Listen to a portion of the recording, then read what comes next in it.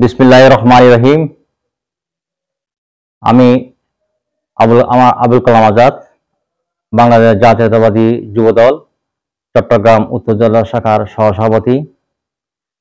প্রিয় রাঙ্গুনিয়াবাসী ও পৌরসভাবাসী, আসসালামু আলাইকুম।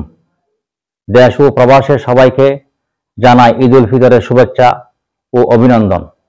আলহামদুলিল্লাহ, খুব শান্তি শৃঙ্খলাভাবে ঈদ উদযাপন আনন্দের সহিত উদযাপন করেছি।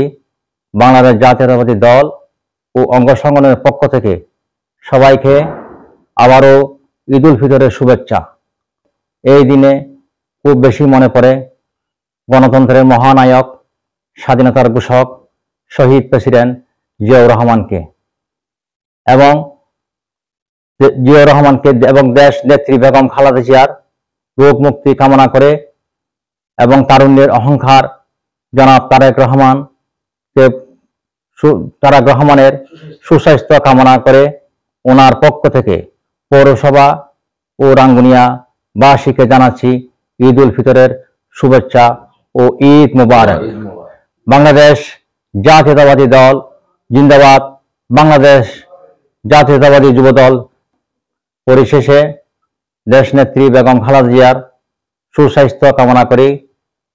দেশ তারুণ্যের অহংকার তারেক রহমান জিন্দাবাদ, বাংলাদেশ জাতীয়তাবাদী জিন্দাবাদ, শহীদ জিয়া অমর হোক, বাংলাদেশ জিন্দাবাদ, ঈদ মুবারক।